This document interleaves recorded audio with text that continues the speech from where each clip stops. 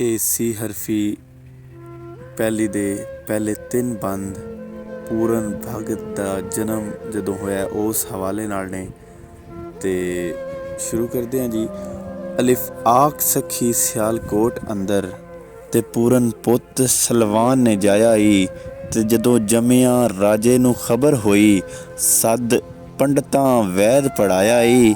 ਤੇ 12 ਬਰਸ ਨਾ ਰਾਜਿਆ ਮੂੰਹ ਲੱਗੀ, ਵੇਖ ਪੰਡਤਾਂ ਇਹ ਫਰਮਾਇਆ ਈ।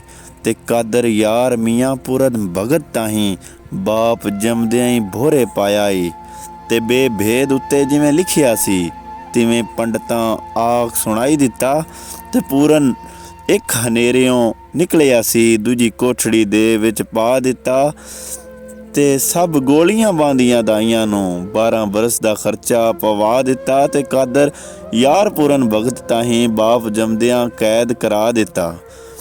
ਤੇ ਤਾਬਿਆਂ ਨਾਲ ਉਸਤਾਦ ਹੋਏ, ਲੱਗੇ ਵਿਦਿਆ ਅਕਲ ਸਿਖਾਵਣੇ ਨੂੰ। ਤੇ 6 ਬਰਸਾਂ ਦਾ ਪੂਰਨ ਭਗਤ ਹੋਇਆ, ਪਾਂਦੇ ਪੋਥੀਆਂ ਦੀਨ ਪੜ੍ਹਾਵਣੇ ਨੂੰ। ਤੇ ਤੀਰ ਅੰਦਾਜ਼ਾਂ ਦੇ ਹੱਥ ਕਮਾਨ ਦਿੱਤੀ, 10 ਤਿਰਖਸ਼ਾਂ ਤੀਰ ਚਲਾਵਣੇ ਨੂੰ। ਤੇ ਕਾਦਰ ਯਾਰ ਜਵਾਨ ਜਦ ਹੋਇਆ ਪੂਰਨ, ਦਮ ਦਮ ਲੂਚੇ ਬਾਹਰ ਆਵਣੇ ਨੂੰ, ਦਮ ਦਮ ਲੂਚੇ ਬਾਹਰ ਆਵਣੇ ਨੂੰ।